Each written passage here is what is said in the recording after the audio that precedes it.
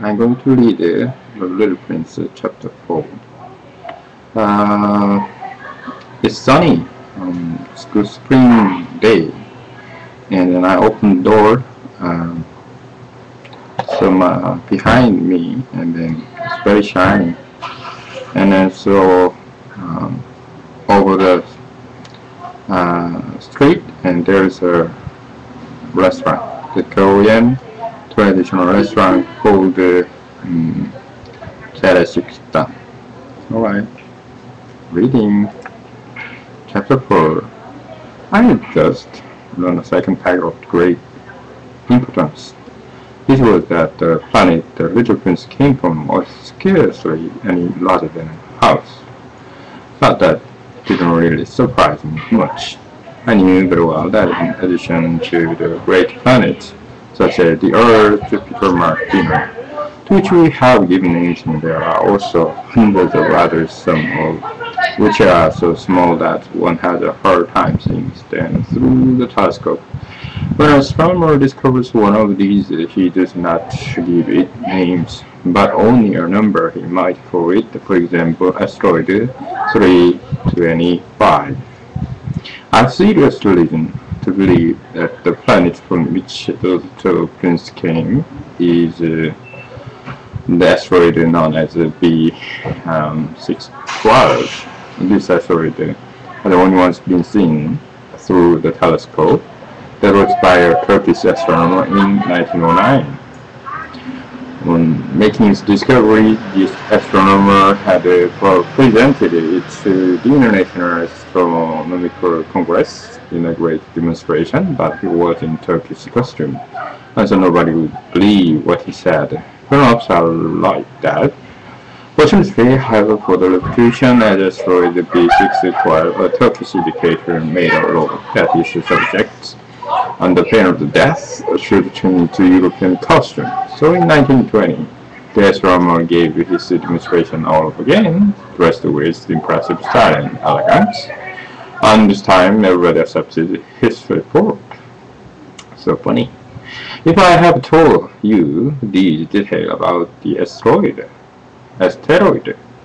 and made a note of its number for you, it's on account of the grown-ups and their race, and when you tell them that you have made a new friend, they never ask you any question about essential matters. They never say to you, what does his voice sound like? What games does he love best? Does he collect butterflies?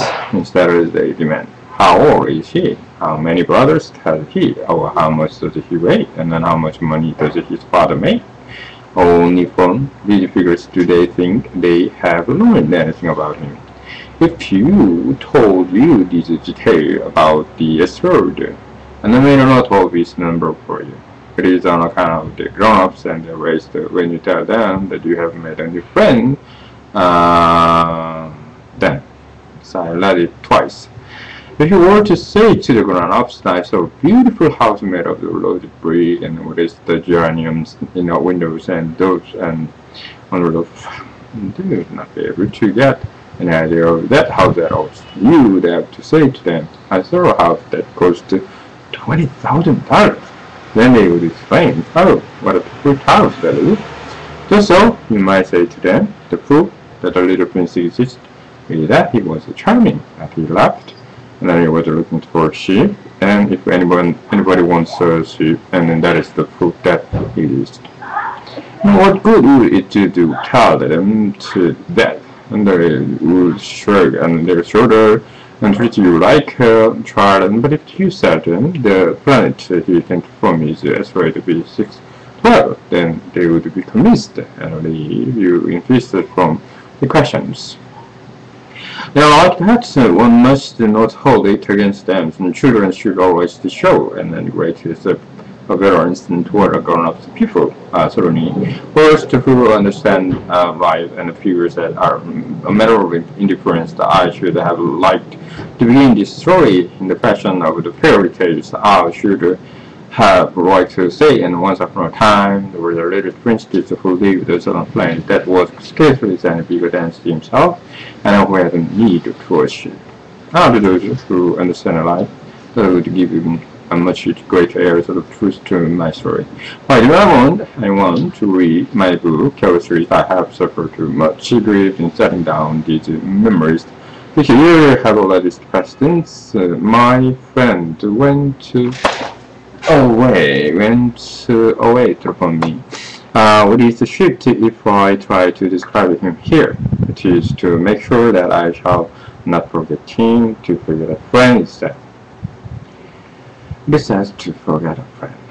Not everyone has had a friend, and if I forget it, and I may become like the grown-ups who are no longer interested in anything but figures. I for that purpose, again, that I have a box of paint and some pencils. It's hard to take up drawings again at my age. But I have never made any picture except those of the walking speakers from the outside and the walking speakers from the inside, and since I was 6. I should certainly try to make the minds of the friends how to try to do fast. But I'm not at all sure of success.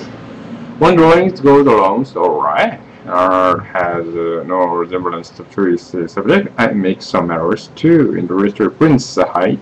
In contrast, he is too tall and in order too short, and I have to feel some doubt about the color of his costume. So I fumble along as best I can, not good and not bad, and I hope generally to fail to mirror. In certain more important details I shall make mistakes also, but that is something that will not be my fault. My friend never explained anything to me. He thought first that I was like himself, but I, alas, do not know how to see the world of the blocks.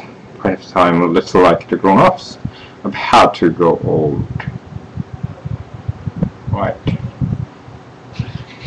Good story. It's a funny story of a Turkish astronomer.